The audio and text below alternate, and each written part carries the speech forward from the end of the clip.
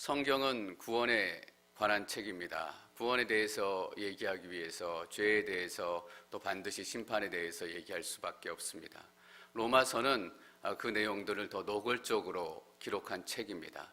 그래서 로마서를 읽으면 죄에 대한 문제, 심판에 대한 문제, 또 구원에 대한 문제들을 저희가 더 깊이 만나게 되는 게 사실입니다. 그런데 좀 어려운 부분들이 있습니다. 제가 설교를 해 나가면서도 여러 가지 교리적인 내용들이 많기 때문에 이 교리적인 내용들 또는 신학적인 내용들을 어떻게 좀 쉬운 말로 풀어서 설교를 할까 고민을 많이 하게 됩니다. 오늘 말씀 중에도 몇 가지 교리적인 언어들을 사용하게 될지도 모르겠습니다. 여러분들 그 용어를 쓴다는 것은 그 용어 자체가 큰 의미를 가지고 있다라는 뜻입니다. 여러분들이 조금 더 집중하셔서 하나님의 말씀을 들으실 수 있는 시간이 됐으면 좋겠습니다. 사도 바울이 1장에서 4장까지는 사람들이 모두 죄 아래 있다. 유대인이든 헬라인이든 다 죄인이다라는 결론을 내리고 시작합니다. 그래서 따라서 내려지는 결론은 바로 이것입니다. 구원을 위해서 사람 편에 살 수 있는 것은 없다라는 거예요. 구원을 위해 사람 편에 살 수 없는 것이 없다라면 우리가 기다릴 수 있는 것은 하나님 편에서 무엇인가를 해 주시기를 기다려야 한다라는 의미입니다. 하나님 편에서 해 주셨던 큰 사건이 예수 그리스도를 십자가에 못 박는 사건이었습니다. 그래서 이 신칭이 믿음으로 구원을 받는다라는 로마서의 주제가 나오게 되는데요. 이 주제 아래서 1장부터 4장까지 논지를 전개해 나갑니다. 그리고 오늘 읽게 되는 5장에서 8장까지는 그렇다면 이 신칭이 의롭다 칭함을 받은 하나님의 사람들이 그 칭함을 받은 삶을 가지고 실제로 어떻게 하나님의 약속을 이루며 살아가는지, 하나님에게 의롭다 칭함을 받았다라는 것이 실제 삶 가운데서는 어떤 의미가 되는지 거기에 대해 설명을 하고 있습니다. 말하자면 이런 겁니다. 1장에서 4장까지는 우리의 과거에 대해서 설명하는 겁니다. 그리고 5장부터 8장까지는 우리의 현재와 우리의 소망이 있는 미래에 대해서 얘기합니다. 여러분, 저는 여러분들이 과거에 머물러 있지 않기를 축원합니다. 1장에서 4장까지 어느 시점에 죄인 가운데 머물러 있어서 아직도 예수님을 만나지 못하고 아직도 생명을 경험해 보지 못했다면 그것보다 더 슬프고 아픈 마음이 어디 있겠습니까? 우리는 4장을 뛰어넘어서 5장으로 나아가야 합니다. 제가 1절 말씀 함께 읽습니다. 1절 시작.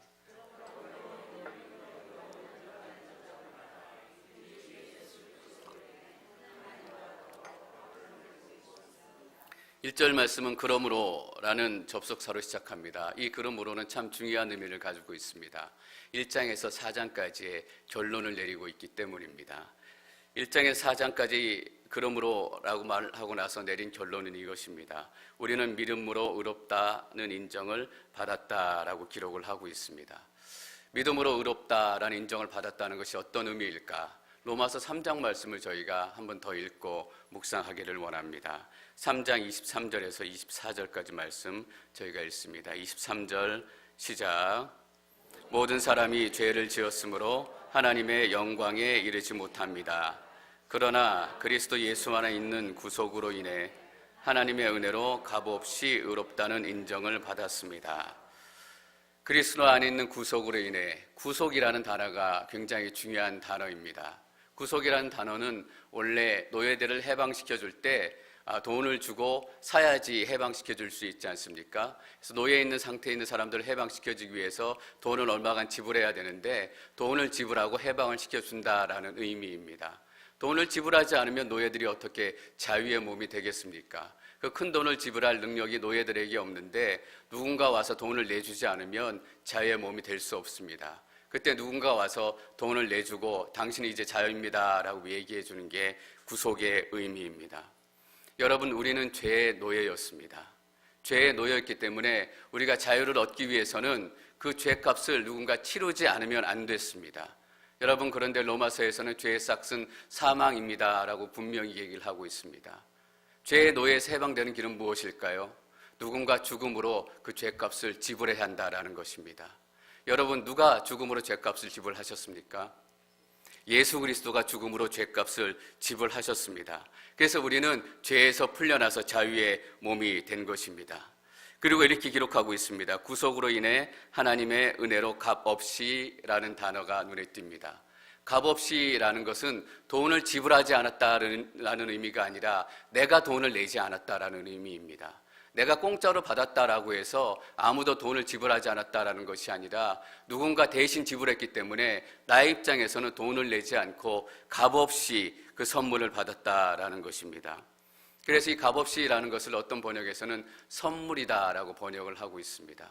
여러분, 선물은 받는 사람은 공짜입니다. 저도 여러분들에게 더 많은 선물을 드리고 싶습니다. 받는 사람은 선물은 공짜지만 선물을 주는 사람은 분명히 그 선물을 사기 위해서 돈을 지불하고 어떤 가치를 지불을 했습니다.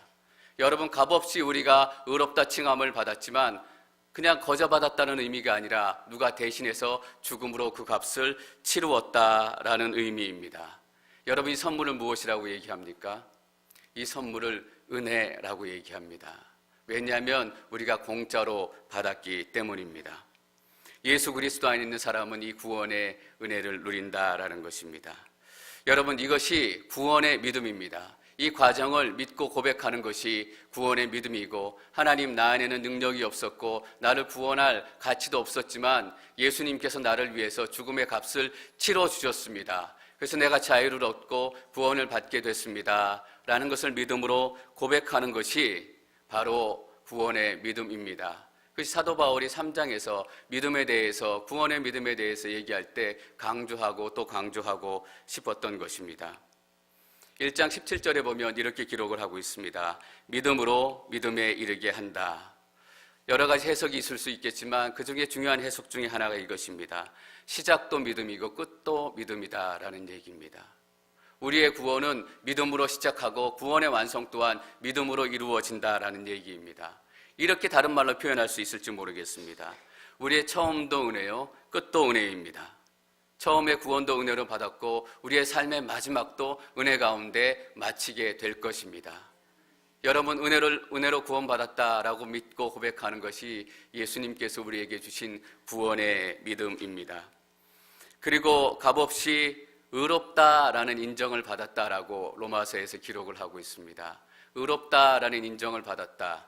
의롭다라는 단어도 신학적인 용어입니다. 여러분, 여기서 한 가지 여러분께서 기억해 두셔야 될 것은 의롭다라는 용어가 법정 용어다라는 겁니다. 법정 용어라는 것은 재판할 때 쓰는 용어다라는 거예요. 우리가 평소에 쓰는 용어가 아니라 법정에서 쓰는 용어는 이런 특징을 가지고 있습니다. 한번 선포가 되고 결정이 되면 어느 누구도 바꿀 수 없다라는 거예요. 우리의 기분은 좋을 때도 있고 나쁠 때도 있고 우리의 관계도 좋을 때도 있고 나쁠 때도 있지만 판사가 판결을 내릴 때는 이 사람이 10년형입니다, 무죄입니다, 사형입니다 내리고 나면 옆에 사람들이 그 판결이 잘못됐습니다, 불공정합니다, 불공평합니다 아무리 난리가 쳐도 그 판결은 뒤집어지지 않는다라는 거예요. 한번 판결이 내려지면 어떤 사람도 그 판결을 뒤집을 수 없다라는 거예요. 하물며 사단조차도 저 사람이 어떻게 죄인인데 죄사함을 받을 수 있습니까? 우리 마음 가운데는 이런 생각들이 올라올 때가 많아요. 네 주제에 뭐 구원을 받았단 말이냐, 네 주제에 무슨 직분을 하고, 네 주제에 무슨 사역을 하고, 네 주제에 다른 사람들한테 전도하고 복음을 전한다는 얘기냐, 그냥 소리 없이 잠잠하게 살아라, 이런 양심의 마음들이 안에서 막 올라올 때가 있습니다. 여러분, 그러나 그 양심의 가책, 죄책감들조차도 하나님께서 법정에서 내리신 판결을 뒤집을 수 없다라는 것입니다. 하나님께서 한번 무죄다라고 얘기하면 그 어떤 것들도 그 무죄를 뒤집을 수 없다라는 거예요. 그래서 하나님의 판결을 우리가 믿을 수 있게 되는 것입니다. 하나님의 판결은 또 어떤 판결인가? 대법원의 판결이에요. 승소하고 더 갈 판결도 없이 마지막 최종 판결이기 때문에 하나님께서 여러분을 의롭다라고 인정을 하셨다면 거기서 게임 끝입니다. 어떤 누구도 여러분들의 구원을 흔들 수 없다라는 거예요. 이것이 3장, 4장까지 사도 바울이 이야기하고 싶었던 것입니다. 여러분들이 죄 아래 있기 때문에 이 구원의 메시지를 여러분들이 받아들이고 인정하지 않으면 여러분의 힘으로는 도저히 구원받을 수 없고 하나님의 심판을 벗어날 수 없습니다 라는 선포가 4장까지의 선포였습니다. 그리고 5장부터는 그럼 구원받았다면 구원받은 백성들에게 누려지는 축복이 무엇이냐라고 얘기하는 거예요. 제가 1절 말씀을 다시 한번 읽을까요? 1절 말씀 다시 읽습니다. 시작.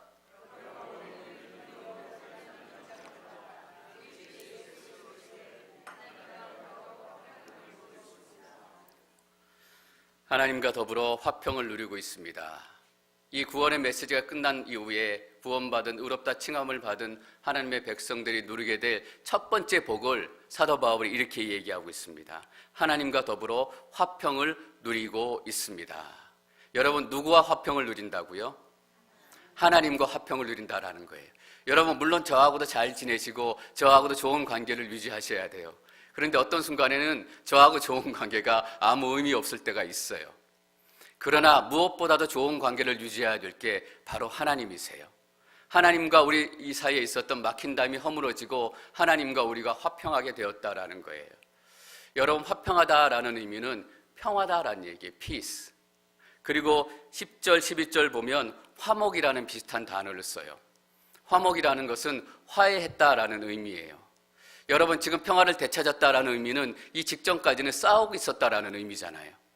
나라로 치면 전쟁하고 있었다라는 얘기고, 개인적인 관계로 치면 갈등 가운데 있어서 내가 잘났네, 내가 못났네, 이런 갈등 가운데 있었다라는 거예요. 물론 저희가 하나님하고 전쟁을 할 수는 없어요. 그러나 비유해서 말하자면 그렇다라는 거예요. 우리가 하나님께 계속 도전하고 하나님께 계속 대항하고 불편하게 하고, 그러니까 말하자면 하나님과 우리 사이에 전쟁이 계속 일어나고 있었던 거예요. 그런데 하나님이 의롭다라고 칭하시는 바로 그 순간 동시에 종전선언이 내려진 거예요. 하나님과 우리와의 사이에는 전쟁이 끝났다라는 거예요. 여러분, 화목하게 한다라는 말은 어떤 의미냐 하면 회복하고 또 화해한다라는 얘기예요. 여러분, 화해한다라는 얘기는 이전에는 좋은 관계였다라는 거예요.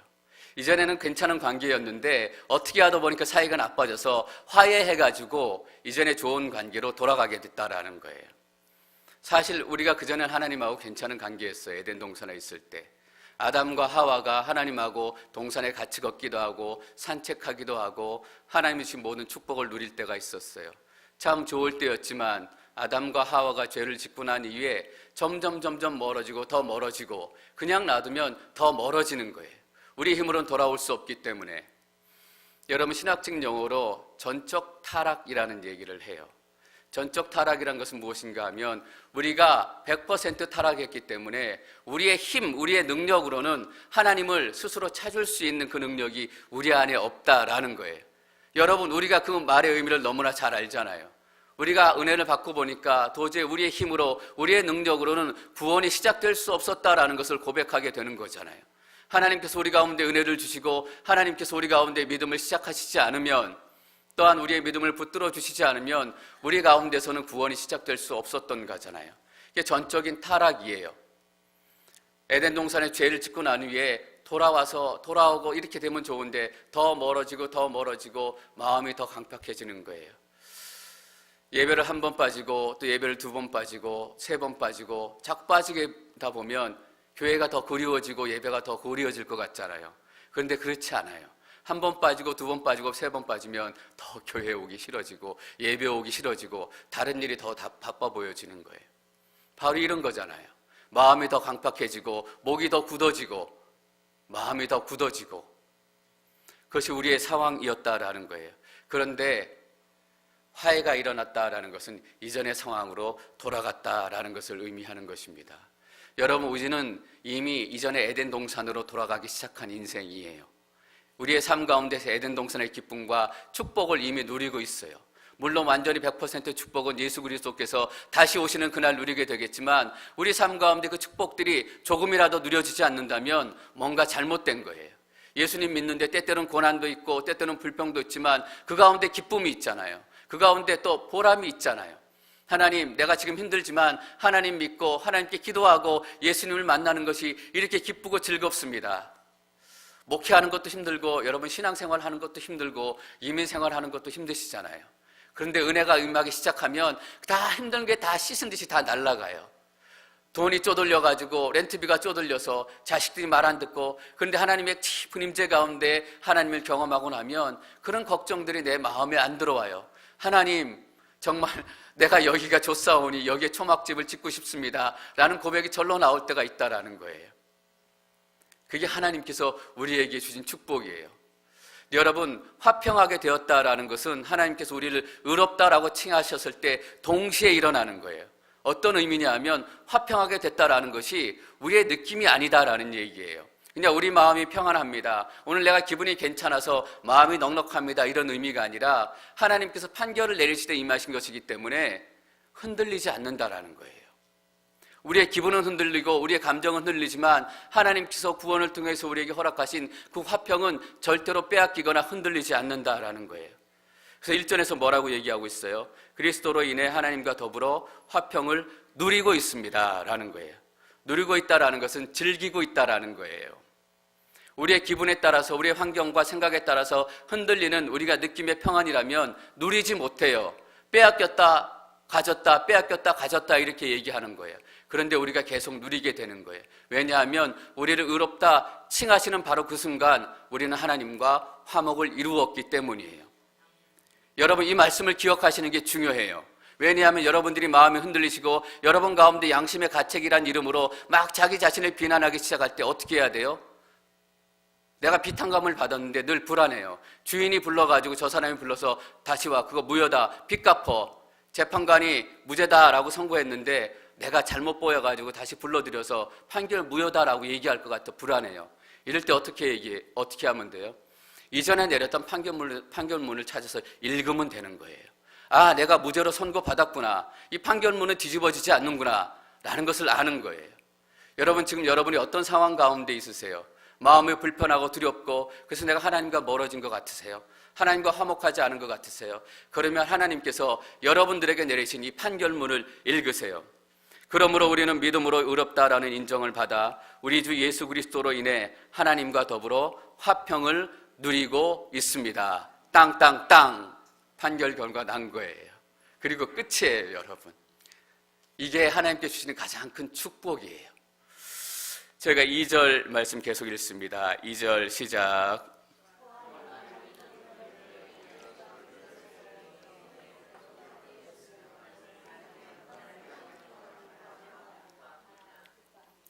예, 맞아요. 사회가 좋아져야 은혜가 있는 거죠.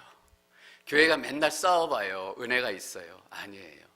교회가 싸움이 멈추고 하나님의 마음으로 나누어지고 하나님 안에서 모두가 화목해지고 화평해질 때 예배를 드려도 은혜가 있고 사람을 만나도 은혜가 있고 사역을 해도 은혜가 있는 거예요.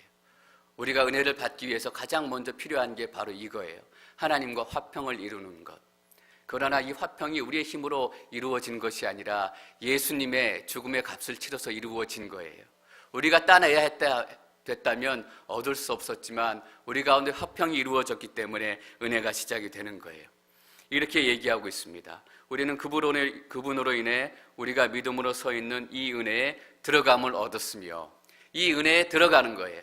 예수님께서 이 은혜에 들어갈 수 있도록 문을 열어주신 거예요. 예수님께서는 스스로 이렇게 얘기하셨어요. 나는 길이요 진리요 생명이다. 무슨 길이에요? 하나님의 은혜, 하나님의 생명으로 가는 길이다라는 얘기예요. 예수님을 통해서 하나님의 은혜로 가는 그 입구를 내가 찾았다라는 의미예요. 그래서 예수님을 통해서 내가 이 은혜에 들어갈 수 있게 됐다라는 거예요. 여러분, 예수님을 만나셨잖아요. 길 대신 예수님을 통해서 그 문을 들어오셨잖아요. 그러면 여러분 가운데 은혜의 공식들이, 은혜의 삶이 시작된 거예요. 그래서 우리는 은혜를 찾아야 돼요. 사단은 그 은혜를 감추기 위해서, 가리기 위해서 우리 눈에 자꾸 뭔가를 뒤집어 씌워요. 우리 귀에 뭔가 자꾸 들리게 해요. 우리 마음에 뭔가 자꾸 들어오게 해야 돼요.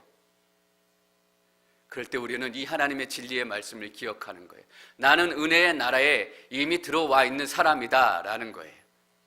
여러분 삶 가운데 하나님이 주신 은혜가 누려질 것으로 믿습니다. 왜냐하면 이 하나님의 진리의 말씀이 우리 가운데 선포되고 있기 때문입니다.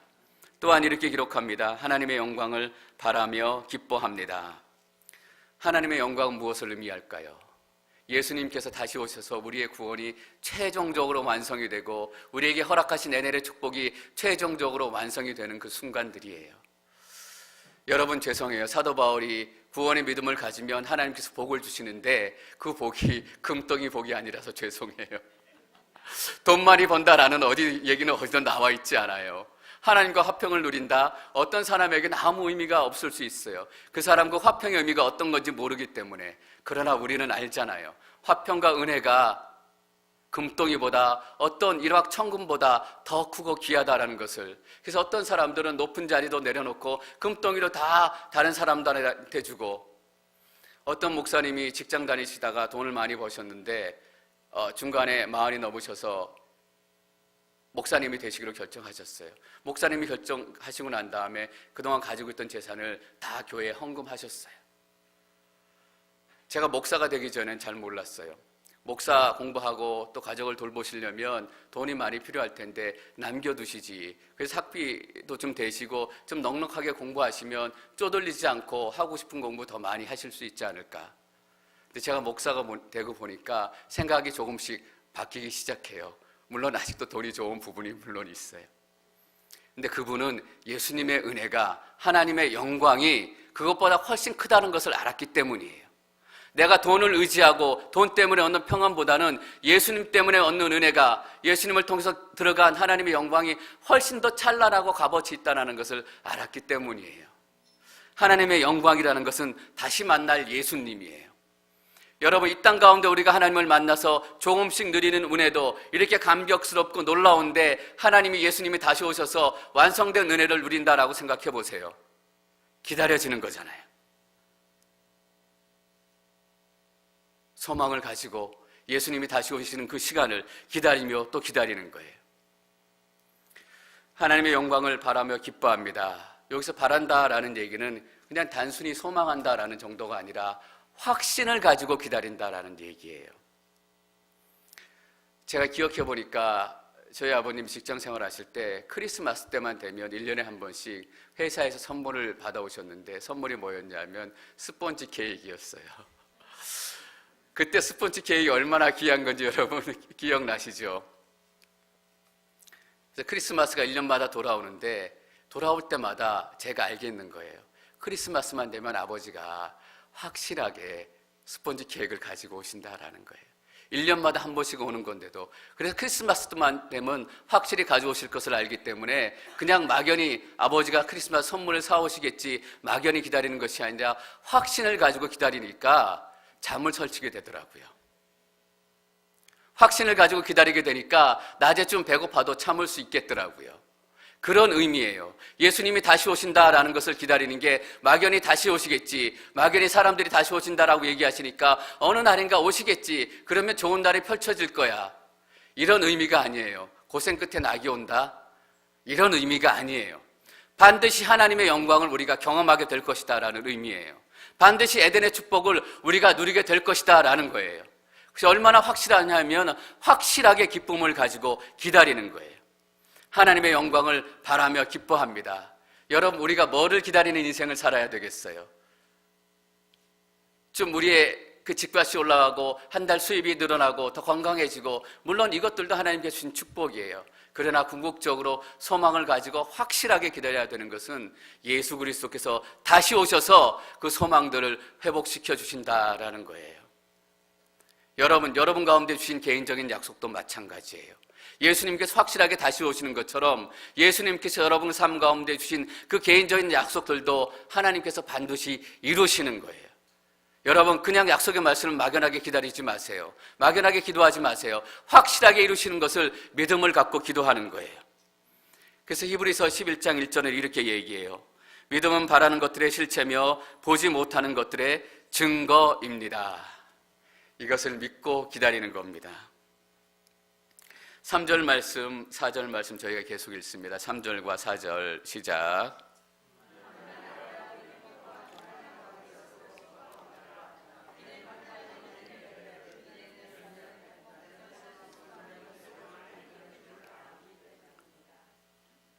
인내는 연단은 소망을 이루는 줄을 알기 때문입니다.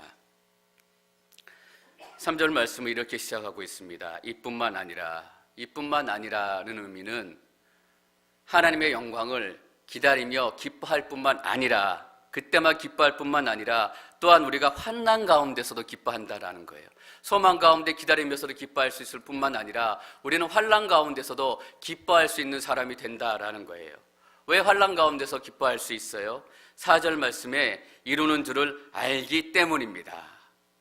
우리 인생의 결과를 알기 때문에 지금 환난이 찾아오고, 이 환난이라는 의미의 원래 헬라의 의미는 포도즙 틀에 포도를 막 갈아가지고 눌러서 짠다라는 것을 의미해요. 환난이라는 것은 적당한 어려움, 적당한 고난이 아니라 포도즙을 짜서 우리 인생을 피를 짜내는 것처럼 고통스러운 시간, 절망의 시간, 아픔의 시간이라는 것을 의미해요. 그 아픔의 시간 속에서도 하나님의 기쁨을 우리가 누릴 수 있다라는 거예요. 왜냐하면 우리 인생의 결과를 알기 때문에. 어떻게 우리 인생의 결과를 알아요? 하나님의 말씀이 우리에게 그렇게 얘기해 주고 있는 거예요. 우리가 하나님의 말씀을 그래서 공부해야 돼요. 하나님의 말씀을 그래서 알아가야 돼요. 하나님이 어떤 분이신지, 예수님이 어떤 분이신지, 구원이 어떤 의미인지 이렇게 말씀하시는 분들이 있어요. 그 얘기도 맞아요. 내가 그거 다 몰라도 예수 믿고 구원 받는다. 맞아요. 그런 거 다 몰라도 예수님 철석같이 믿고 구원 받을 수 있어요. 그러나 환난 가운데서도 기쁨으로 소망하며 기다릴 수 있다면 이 땅의 삶이 얼마나 행복하고 아름답겠어요. 예수님께서는, 하나님께서는 우리가 이 땅의 삶도 그렇게 살기를 원하시는 거예요. 그렇지 않았다면 그냥 그 땅의 삶은 잠깐 삶이니까 적당히 고생하고 올라오면 영광스러운 삶이 있으니까 적당히 때우고 와서 보자 이렇게 얘기하셨을 거예요. 그런데 그렇게 얘기하지 않고 환난 가운데서도 기뻐하는 삶을 살 수 있다라는 거예요. 환난 가운데서도 기뻐합니다. 그런데 환난이 뭐를 생산해내냐 하면 인내를 생산해내요. 인내라는 것은 말 그대로 참고 기다리는 거예요. 포도즙이 짜여지는 것처럼 고통스러운 시간을 참고 기다리고 무엇을 기다려요? 하나님께서 환난 가운데서 나를 구원해 주실 것이다 라는 것을 참고 기다리는 거예요. 나를 구원해 주실 것을 알기 때문에 그 시간을 기다리며 참고 인내해 나가는 거예요. 이걸 한 단어로 얘기하면 여러분 뭐라고 얘기할 수 있나요? 믿음이에요. 인내는 믿음이에요. 인내는 기다림이고 또한 믿음이에요. 여러분, 그런데 인내하는 믿음이 우리 가운데서 생겨나요? 하나님께서 우리의 믿음을 붙들어 주시잖아요. 우리가 인내할 수 있도록, 우리 믿음이 실족하지 않도록, 우리가 넘어지지 않도록, 하나님을 떠나지 않도록 궁극적으로 붙들고 있는 것은 하나님의 손이에요. 우리의 믿음이 우리를 지키고 있는 것 같으세요? 우리가 잘 기도하고 믿음이 좋아서? 아니에요. 하나님께서 우리의 믿음을 지키고 계시고 붙들고 계시기 때문이에요. 그래서 로마서 1장 17절 말씀이 진리이고 또 진리예요. 믿음에서 믿음에 이르나니. 우리의 삶과 구원은 믿음에서 시작해서 믿음으로 끝이 나는 거예요. 은혜로 시작해서 은혜로 끝이 나는 거예요. 또한 인대는 연단을 낳습니다. 연단은 불을 통과하는 거예요. 금을 재련하고 또 보석을 재련할 때 불을 지나서 다 불순물이 다 제거되는 그 과정, 제거되어서 정금만 남는 그 과정, 결과물을 연단이라고 얘기해요.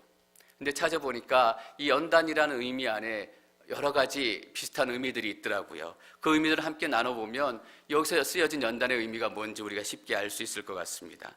첫째, 연단이라는 의미 중에는 경험이라는 의미가 있더라고요. 어떤 의미예요?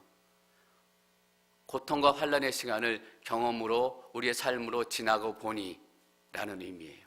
그냥 막연히 듣고 막연히 하나님이 도와주시겠지가 아니라 어려움의 시간에 하나님의 도우심으로 이 환난의 시간을 지나고 보니 남는 게 있는 거예요. 그게 영적인 경험이고 하나님의 은혜예요. 여러분, 저보다 훨씬 더 어려운 시간을 보내셨고 힘든 시간을 보내셨잖아요. 그 시간들을 보내시고 나니까 남는 게 뭐 있어요?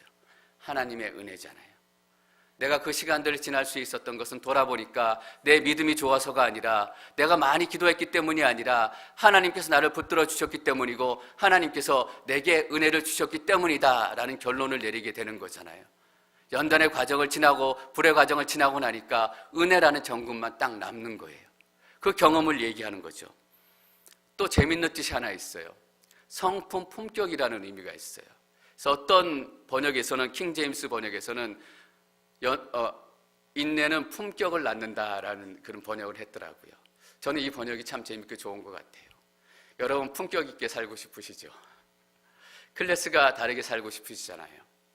하나님을 믿는 사람이 당하는 고난과 하나님이 믿는 사람이 믿음으로 지나는 고난의 시간과 하나님이 믿지 않는 사람이 지나는 고난의 시간은 지나고 나서 결과물이 다르다라는 거예요.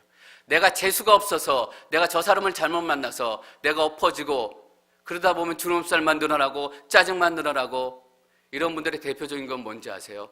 저놈 때문에 내가 잘못됐다라는 거예요. 저 사람 욕하고 이 사람 욕하고. 그런데 하나님이 주신 믿음으로 그 연단의 시간을 지낸 사람들은 어때요? 성품이 달라지잖아요. 어떻게 저분이 저런 성품을 가질 수 있을까? 저런 품격이 나올 수 있을까? 여러분, 믿음으로 하나님의 연단을 지난 분들은, 오랜 시간 하나님의 그 연단의 시간을 지난 분들은 달라 보이잖아요. 품위가 있어 보이고 품격이 있어 보이고 클래스가 달라 보이잖아요. 이것이 연단을 지나고 난 의미예요. 또 하나의 뜻이 뭐냐면 증거라는 의미가 있어요. 연단을 지나고 나면 증거가 남는다라는 거예요. 나의 믿음이 어떠한 믿음인지 증거가 남을 뿐만 아니라 연단을 지나고 남는 증거는 하나님이 얼마나 신실하신 분이신가라는 증거가 남는다라는 거예요. 그렇잖아요.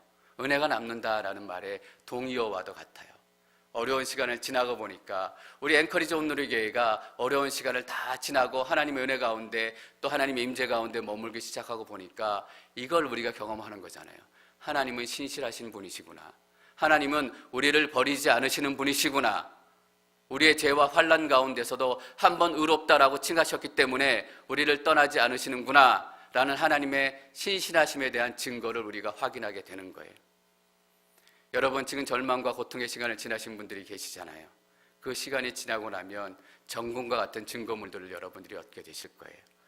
하나님은 여러분 가운데 여전히 신실하신 분이셨다라는 겁니다.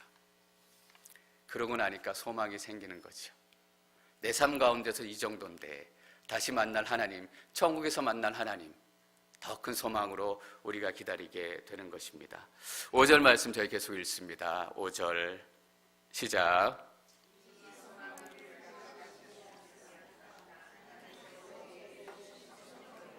그분의 사랑을 우리 마음에 부어주셨기 때문입니다. 이렇게 질문하는 사람들이 있을지 모른다라는 거예요. 소망을 가지고 참고 기다렸는데 낙심하게 되면 어떡하냐, 실망하게 되면 어떡하냐, 책임질 수 있느냐라고 물어볼 수 있는 거예요. 스폰지 케이크를 사오실 줄 알고 기다렸는데 안 사오시면 어떡하냐, 이거예요. 하나님께서 그 에덴의 축복을 회복시키실 줄 알고 기다렸는데 그 축복도 없고 회복도 없고 그냥 힘든 시간만 보냈다라고 생각하면 절망하고 실망하게 될 것이 아니냐라는 거예요. 그래서 사도 바울이 거기에 대해서 답을 다는 게 6절부터 8절까지 말씀이에요. 5절에서 이렇게 먼저 결론을 내리고 시작해요. 우리를 낙심시키지 않습니다. 왜냐하면 하나님께서 성령으로 인해 그분의 사랑을 우리 마음에 부어주셨기 때문입니다. 왜 우리가 실망하지 않고 속지 않을 수 있냐면, 그것을 확신할 수 있냐면 하나님의 사랑 때문이다라는 거예요. 6절에서 8절 말씀이요. 그렇다면 그 하나님의 사랑이 어떤 사랑이길래 우리가 확실히 믿을 수 있냐라는 것을 얘기하는 거예요. 6절부터 8절까지 말씀 읽습니다. 6절부터 시작. 우리가 아직 연약할 때 그리스도께서는 작정된 시기에 경건하지 않은 사람을 위해 죽으셨습니다. 의인을 위해 죽는 사람은 거의 없고 선한 사람을 위해 과감히 죽는 사람은 간혹 있기는 합니다. 그러나 우리가 아직 죄인 되었을 때 그리스도께서 우리를 위해 죽으심으로 하나님께서는 우리에 대한 그분의 사랑을 나타내셨습니다. 예수님께서 우리를 위해서 죽으셨어요. 4장까지 사도 바울이 계속 얘기했던 거예요.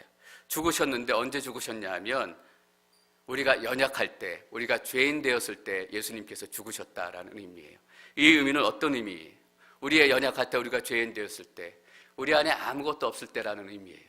우리가 구원받기에 합당한 어떤 것도 우리 안에 존재하지 않을 때, 우리가 여전히 죄인이고 실패하고 우리 안에 더러움들이 덕지덕지 남아있을 때, 그럴 때 예수님께서 죽으셨다라는 거예요. 뭘 강조하고 싶은 거예요? 너희 안에 아무것도 없었지만 하나님께서 값없이 너희에게 구원을 주셨고 은혜로 구원을 주셨다라는 거예요. 왜 예수님께서 우리가 약할 때 죽으셔야 했을까요? 여러분, 우리는 약함을 벗어날 수 없는 존재예요. 우리는 강해질 수 있는 가능성이 없기 때문에 강해지기를 기다렸다가는 우리가 구원받지 못해요. 그래서 우리가 약할 때 예수님께서 죽고 구원해 주신 거예요. 저는 강하지 못한 사람이라서 늘 용감해 보려고 많이 노력을 하지만 잘 용감해지는 것 같지는 않아요. 그래서 용감하고 담대한 분들을 보면 참 부러운 마음이 있어요. 어떻게 담대하고 저렇게 용감할 수 있을까? 어떻게 저렇게 담대하게 메시지를 선포할 수 있을까? 근데 그 용감한 분들의 얘기를 들어보니까 용감한 분들도 마음속으로는 두렵다라는 거예요. 마음속으로는 겁이 나고 우리는 절대로 강해질 수 없는 사람이에요. 기도하고 기도하지만 여전히 제 안에 있는 연약함, 제 안에 있는 약함을 제가 도저히 벗어날 수 없다라는 것을 깨닫게 되는 거예요. 왜 우리가 죄인 될 때 예수님이 죽었어야 했을까? 우리가 의인이 될 가능성이 우리 안에 없었기 때문이에요. 우리가 의인이 될 때를 기다렸다면 우리는 구원받지 못하고 예수님은 죽지 못했을 거예요. 그래서 예수님께서는 죄인이 되었을 때 우리를 위해서 죽으셔야 했다라는 거예요. 7절에 보면 의인을 위해 죽는 사람은 거의 없고 선한 사람을 위해 과감히 죽는 사람은 간혹 있기는 합니다.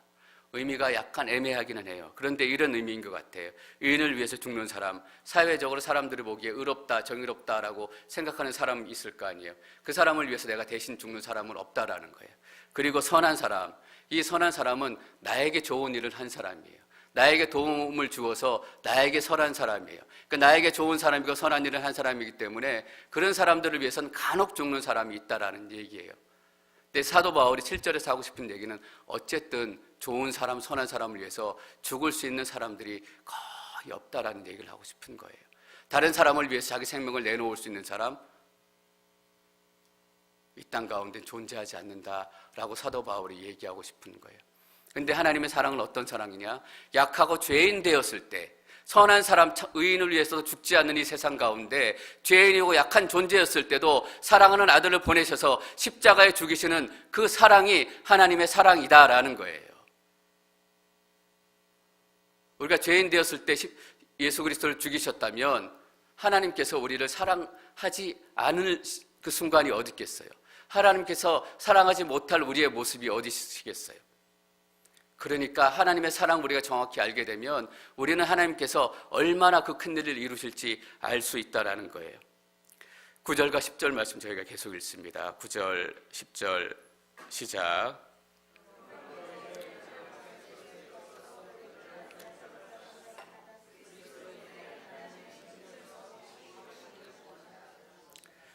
우리가 하나님과 원수 됐을 때 하나님의 아들이 죽으심으로 인해 그분과 화목하게 됐으니 화목하게 된 우리는 하나님의 생명으로 인해 확실히 구원을 받을 것입니다.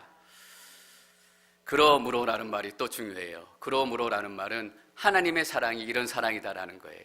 우리가 약하고 죄인 되었을 때조차도 우리를 위해서 아들을 죽이시는 사랑이기 때문에 그러므로 어떤 의미예요? 낙심하지 않아도 된다라는 거예요. 우리가 죄인 되었을 때 우리를 위해서 아들을 죽이시는 하나님이 우리를 심판하시겠냐라는 거예요. 진노 가운데 우리를 두시겠냐라는 거예요. 우리를 심판하실 작정이었다면 왜 사랑하는 아들을 십자가에 죽게 하셨냐라는 거죠. 논리적으로 말이 되잖아요. 심판하시지 않기 위해서 예수 그리스도를 죽이신 거잖아요. 저에게 100만 원을 1,000불을 빌려주신 분이 계세요. 그 1,000불을 갚지 않아도 된다라고 이렇게 얘기하시는 분이 계세요. 그분이 저에게 10불 정도는 너무 쉽게 줄 거예요. 1,000불을 공짜로 줬는데 10불 가지고 시비를 걸지 않는다라는 얘기예요. 죄인 되었을 때 아들을 죽이신 분이시라면 어떤 상황 가운데서라도 우리가 쓰러지고 넘어지고 절망 가운데 있고 때는 환난 가운데서 비틀비틀 거릴지라도 하나님께서는 우리를 심판하시는 것이 아니라 우리를 구원하실 때니 하나님의 사랑 때문에 여러분이 불안해하지 않고 두려워하지 않고, 그래서 9절에서 이렇게 얘기하잖아요. 하나님의 진노에서 확실히 구원받을 것입니다. 이 10절에서 이렇게 얘기해요. 하나님의 생명을 이래 확실히 구원받을 것입니다. 확실히 구원받는다라는 얘기를 2번이나 반복해요. 여러분, 낙심의 반대말은 뭐예요? 확실히예요. 하나님께 실패하지 않고 실수하지 않는 분이세요. 하나님께 여러분 삶 가운데 약속하셨다면 확실하게 그 약속을 이루실 분이심을 여러분들이 기억하시기를 축원합니다. 그렇기 때문에 우리가 하나님을 믿게 되는 거예요. 11절 말씀, 결론 말씀을 저희가 함께 읽습니다. 11절 시작. 그뿐만 아니라 이제 우리는 하나님과 화목하게 하신 우리 주 예수 그리스도로 인해 하나님 안에서 기뻐합니다. 1절도 예수 그리스도로 인해 시작을 하고 11절도 우리 주 예수 그리스도로 인해로 끝이 나요. 우리의 삶을 뭐로 시작해서 뭐로 끝나야 돼요? 예수 그리스도로 시작해서 예수 그리스도로 끝이 나야 돼요. 믿음으로 시작해서 믿음으로 끝이 나고 은혜로 시작해서 은혜로 끝이 나야 되는 거예요. 여러분, 우리는 확실하게 구원받을 것입니다. 하나님의 약속 우리 삶 가운데 확실하게 이루어질 것입니다. 이것이 구원받은 백성, 의롭다 칭한 백성들에게 하나님께서 주실 놀라운 축복입니다.